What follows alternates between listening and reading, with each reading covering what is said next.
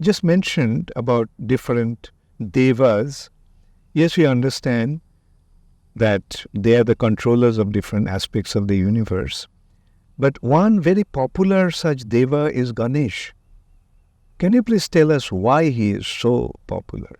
Not only different departments are controlled by different devas in the universe, but also different aspects. Now, Ganesh is a deva or a divine personality who actually removes the impediments from the path of prosperity and success. Therefore, Ganesh is called Bighna Binashan. Bighna means obstacles, impediments, and Binashan means destroyer. So, Ganesh actually removes all the impediments from the path of our activities. And when those impediments are removed, then success becomes easy. That is why worshipping of Ganesh is so popular.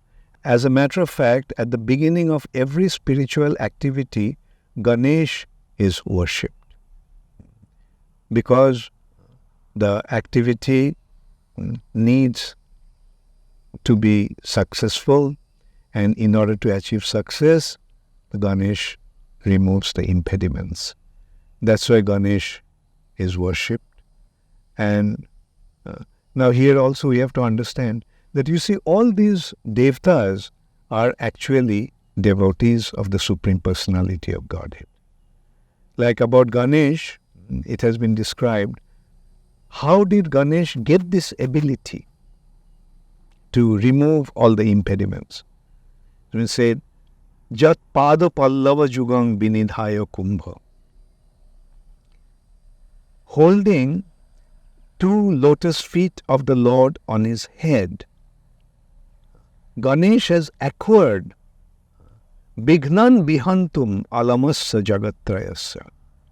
He has acquired the ability to remove all the impediments from upper, middle and lower worlds. Yes, there are 3 worlds. There are upper worlds, the heavenly planets, then middle world, this earth planet, and lower world, the Patala Lokas, the lower planetary systems. And Ganesh actually removes all the impediments from the path of success from all the living entities in these 3 worlds. Therefore, he is worshipped in all 3 worlds. In the higher planetary systems he is worshipped, in this planetary systems he is worshipped, and in lower planetary systems also he is worshipped. Because by worshipping him, by pleasing him, by achieving his benediction, one can become free from all the impediments, from the endeavor they are making. And that's how the endeavors become successful.